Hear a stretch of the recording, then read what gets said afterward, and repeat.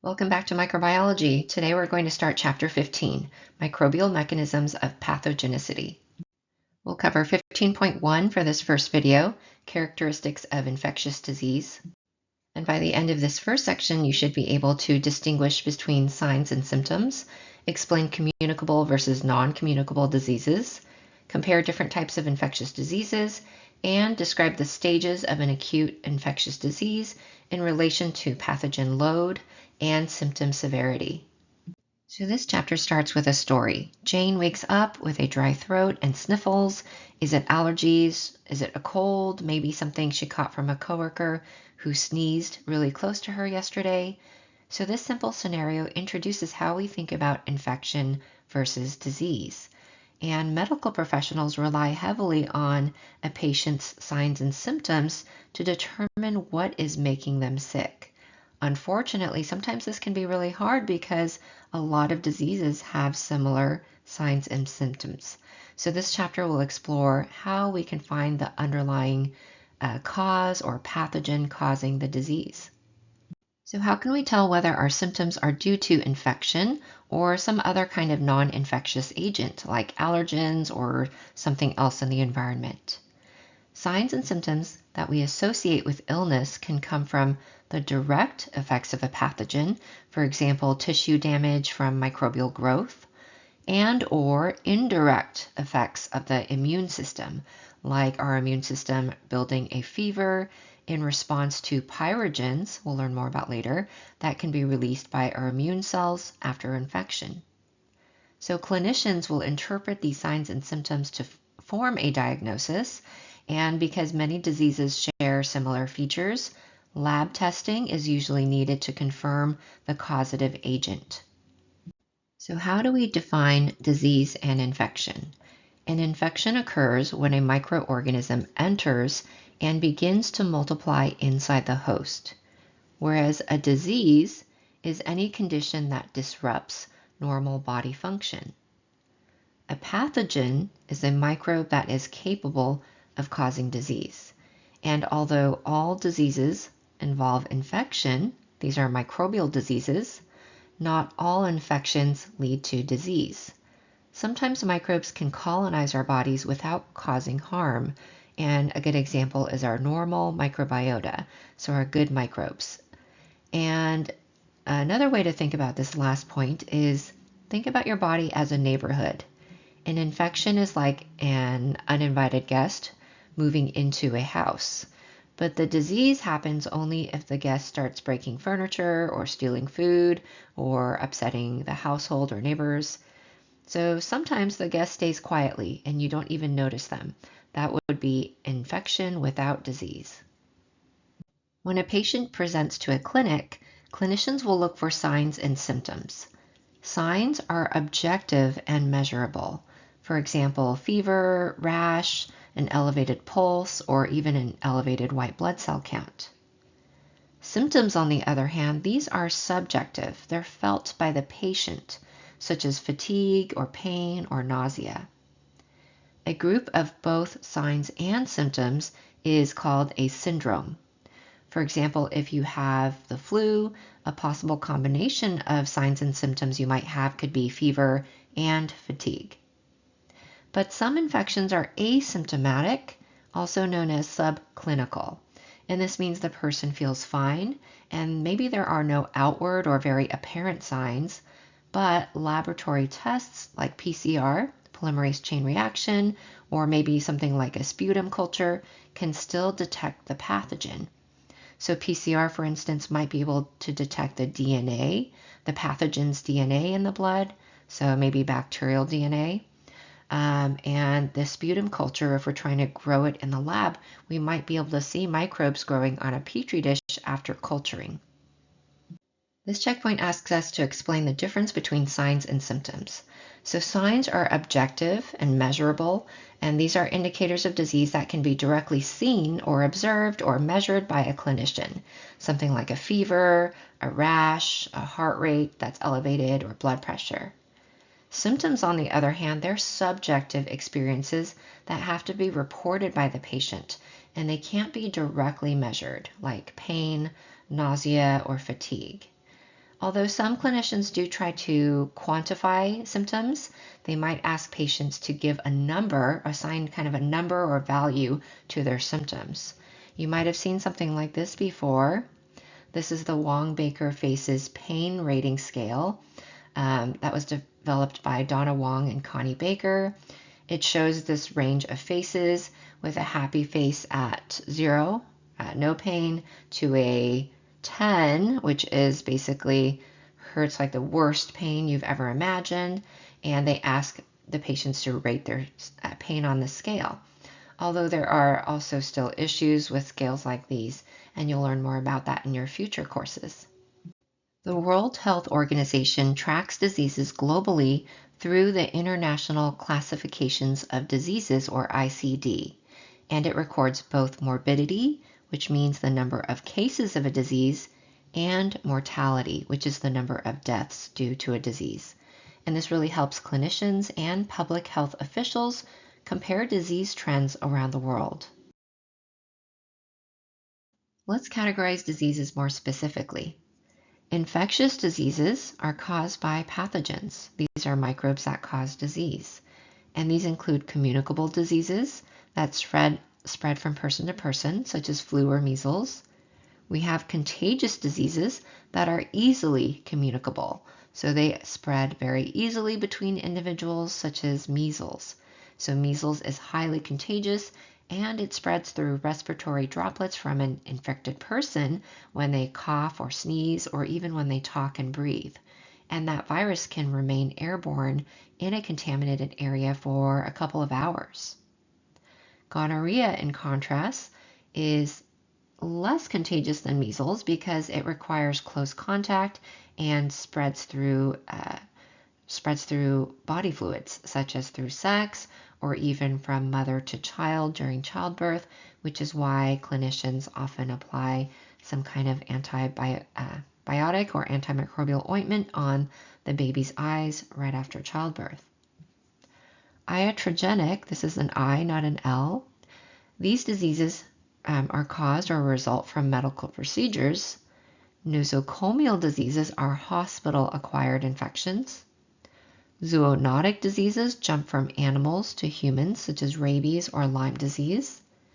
And non-communicable diseases don't spread between people. And a good example is tetanus from a soil wound. So endospores, for instance, entering a wound. But not all diseases are caused by microbes. So we do have non-infectious disease types. Although we typically don't focus on these in microbiology, some of them are relevant or indirectly relevant to some of our microbe-caused diseases. So these include inherited diseases or genetic, such as sickle cell anemia. Congenital diseases are present at birth, such as Down syndrome, and that sometimes you will see overlap in the categories. Degenerative diseases are due to a loss of function over time, such as Parkinson's. In nutritional deficiency, there is a lack of or deficiency in vitamin or minerals, such as for scurvy. Endocrine diseases result from some kind of hormonal imbalance. In hypothyroidism, for example, there is insufficient thyroid hormone. And neoplastic diseases are represented by some kind of abnormal growth, such as in cancer. Idiopathic diseases are relating to diseases or conditions that arise spontaneously for which the cause is not known. Figure 15.2 shows a contrast between an infectious disease on the left and non-infectious genetic disorder on the right. On the left, we have a patient with malaria, and this looks like a blood sample or blood smear showing a zoonotic disease caused by Plasmodium. So Plasmodium is a protozoan, and this disease is transmitted by mosquitoes. On the right, we have sickle cell anemia. This is non-infectious and caused by a genetic mutation that leads to misshapen red blood cells. Our next checkpoint asks, describe how a disease can be infectious but not contagious. So an infectious disease is caused by a pathogen, but it does not necessarily spread from person to person. A disease is not contagious if transmission between individuals does not occur. For example, in tetanus, caused by that bacterium Clostridium tetani, it's infectious because it's due to a pathogen, but it's not contagious because it only occurs through environmental exposure. For example, if you have a wound, that becomes contaminated with endospores. In the second question, it asks us to explain the difference between iatrogenic disease and nosocomial disease. So iatrogenic disease results directly from a medical procedure, for example, getting an infection after surgery or catheter insertion. Whereas nosocomial disease is acquired in a hospital or healthcare setting due to exposure to the high number of pathogens there. And this often affects patients with weakened immunity. For example, you could get a Staphylococcus aureus infection following your stay at the hospital, so following hospitalization. Most infectious diseases follow a pretty predictable sequence of stages.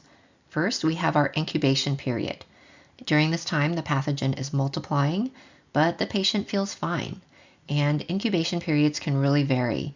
They can vary from a day or two in some kind of acute disease to even months or years in chronic diseases, and this depends on the pathogen.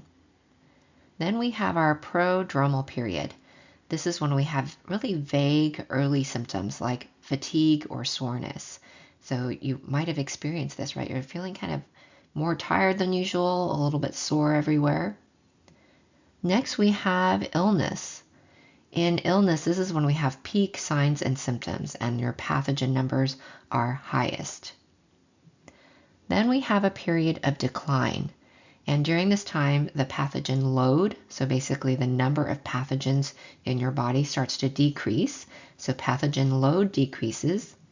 The immune system is winning, but the patient is still vulnerable to secondary infections, such as getting pneumonia, some kind of bacterial pneumonia, after the flu caused by a virus. So your immune system has been compromised.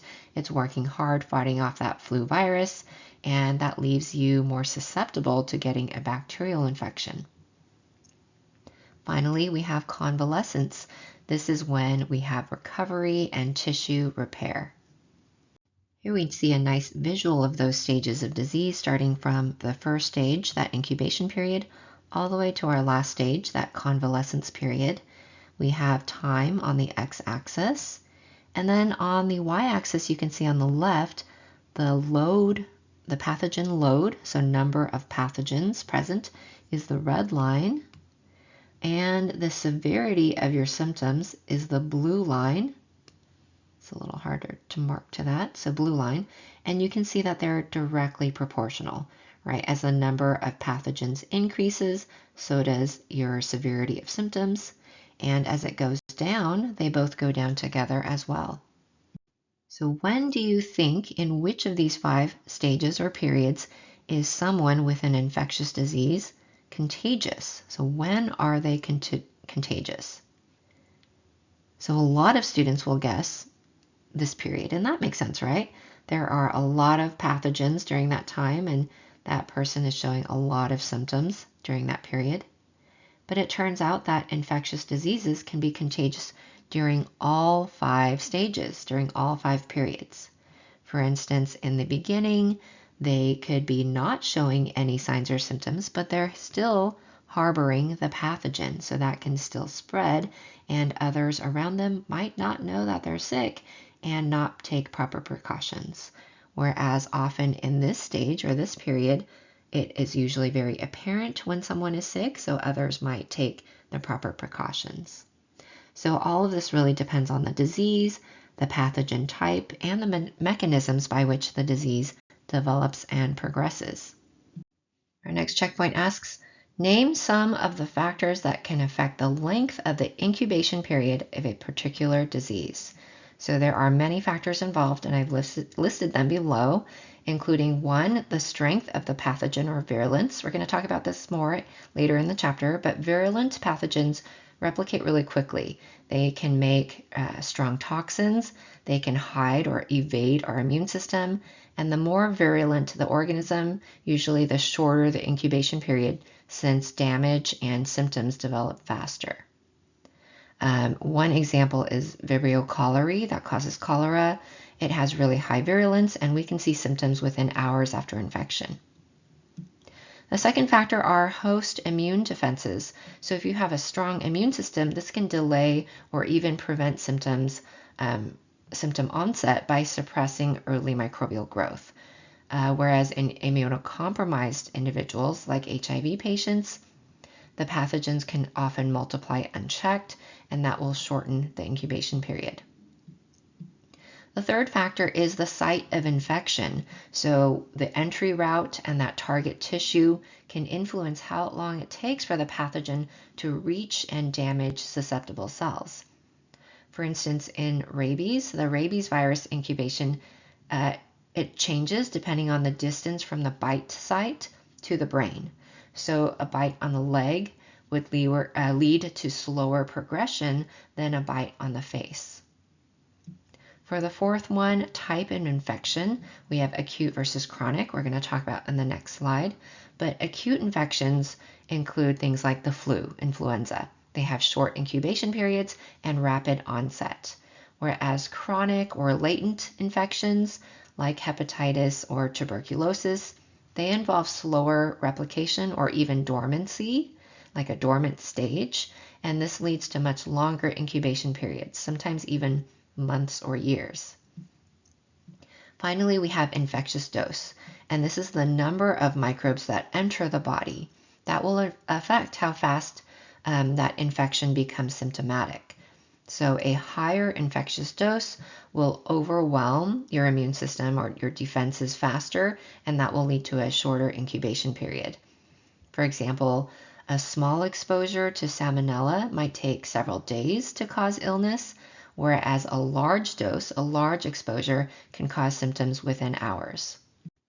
The type of disease, whether it's acute, chronic, or latent, tell us the progression of the infectious disease.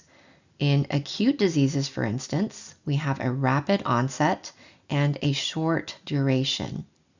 So these pathological changes occur quickly, but they resolve within days to weeks. And a good example is the influenza virus. There is an incubation period of about 1 to 2 days. The individual can be infectious for maybe about 5 days after symptoms start, and the recovery period is usually around a week, although of course this varies from person to person. In chronic diseases, we have slow, persistent progression over months or years or even someone's lifetime. So the pathogen is continuing to replicate or persist in the host tissues. And a good example is Helicobacter pylori. And this one, we learned previously, produces urease to neutralize our stomach acid so they can stay there for a long period of time. And this causes chronic gastritis unless it's treated with antibiotics. Hepatitis B is also a type of chronic disease. There's an ongoing production of infectious virus, even 6 months or more after the acute infection. Finally, we have latent diseases, and these are when the pathogen becomes dormant or inactive after the initial infection. They can then reactivate during stress or some kind of immunosuppression. So one example is herpes simplex virus or HSV. These are latent in nerve cells, but they can reactivate later as cold sores or genital herpes. In VZV, this is varicella zoster virus. This causes chickenpox and then later shingles. Epstein-Barr virus is latent in immune cells called B cells, and they can reactivate years later and cause B-cell lymphoma. So in summary, acute diseases are fast and short-term, chronic are slow and long-term, and latent are hidden and reactivating. This checkpoint asks, explain the difference between latent disease and chronic disease.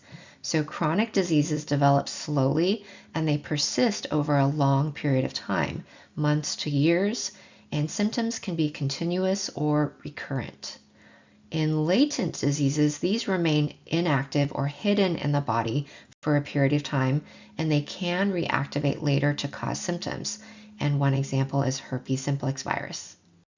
All right, let's recap 15.1. The first objective asks, distinguish between signs and symptoms of disease.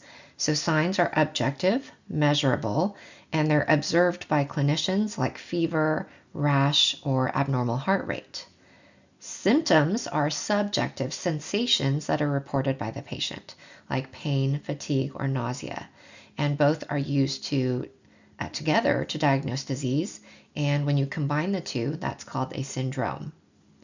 For the second learning objective, they say explain the difference between a communicable disease and non-communicable disease. So a communicable disease can be transmitted from one person to another, either directly, like touching or droplets, or indirectly through contaminated surfaces or vectors. A non-communicable disease is not spread between people. It can come from environmental exposure, endogenous infection, or toxins. So for example, influenza is communicable, and tetanus is non-communicable because it comes from bacterial endospores in the soil, not from someone else. In the third one, compare different types of infectious diseases, including iatrogenic, nosocomial, and zoonotic. So iatrogenic diseases are an infection that occurs as a result of a medical procedure, like a contaminated catheter or surgical site. Nosocomial diseases are infections acquired in a hospital or healthcare facility, and it often involves antibiotic-resistant organisms and immunocompromised patients. For zoonotic diseases, these are called zoonoses. These are infections transmitted from animals to humans, either directly, such as rabies, or indirectly through vectors, like getting Lyme disease from a tick. The last one says, identify and describe the stages of an acute infectious disease in terms of number of pathogens present and severity of signs and symptoms. So that is our graph that we saw earlier. We started with the incubation period. The pathogen enters the host and multiplies, but there are no signs or symptoms yet, right? There's a very low pathogen number. Then we have our prodromal period, right? It's starting to go up. Our pathogen increases. There's early non-specific symptoms like pain. You just don't feel quite right. You might get extra tired. Then we have that really high peak, our period of illness. This is when the pathogen count peaks. It's the most severe, and you see the characteristic symptoms. Then it starts to go down, right? This is our period of decline, when the pathogen numbers decrease as our immune defenses overcome the infection. The symptoms lessen, but the patient is still vulnerable to secondary infections. Then finally, we have that period of convalescence, which is our recovery phase, and the pathogen has been eliminated pretty much. Our body is repairing the damage and restoring normal function. And that wraps up 15.1. In the next section, we're going to look at how pathogens actually cause disease, the mechanisms of pathogenesis.